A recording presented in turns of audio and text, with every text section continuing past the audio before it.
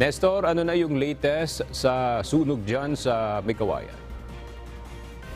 Aga, magandang tanghali. Sa ngayon nga ay hindi pa rin tuluyang naaapula ang apoy na dito sa nasusunog na dalawang warehouse. Pero dito sa lugar na kinatatayuan ko ay pansamantala munang tumigil ang mga bumbero dahil nga sa makapal na usok dito sa lugar.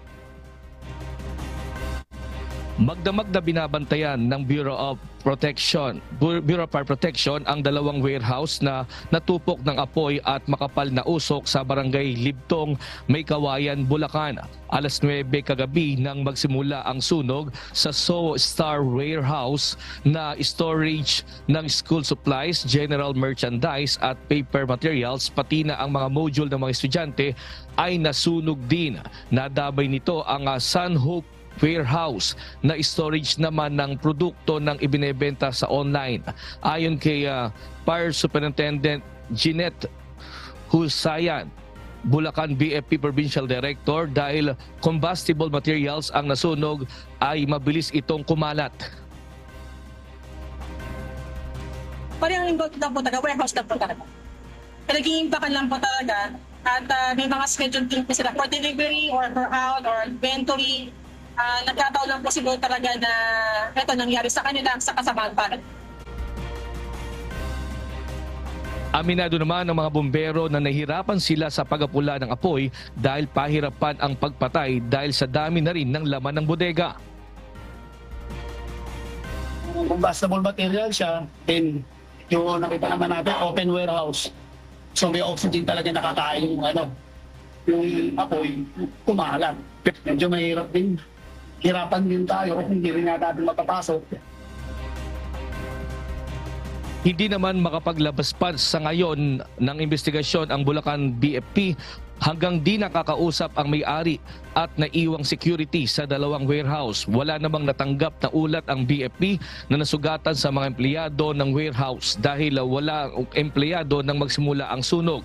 Samantala, malaking tulong naman sa BFP ang nagawa sa kanila ng Andrea Hotel and Resort at ang firewall nito sa mga bumbero para may magamit silang tubig mula sa pool na pang-apula ng apoy. Samantala, malaking abala din ito sa mga motorista na kung saan nga itong sunog ay nagdulot ng traffic sa Valenzuela at papuntang Maynila. Aga, sa kasalukuyan nga ay mapapansin natin ngayon na talagang mausok pa dito sa lugar na kinatatayuan ko. Kumbaga ito ay sa maraming mga bumbero kanina rito, pero como mausok ay pansamantala muna silang bumaba.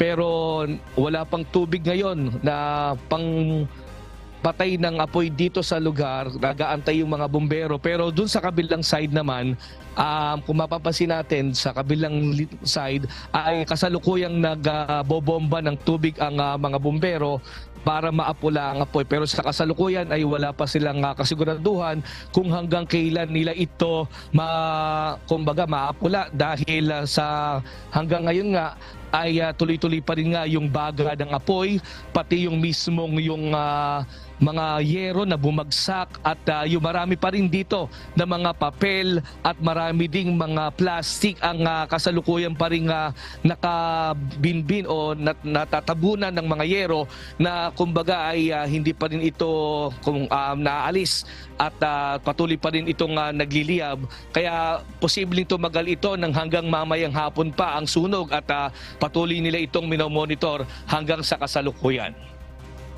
Aga. Maraming salamat, Nestor Torres.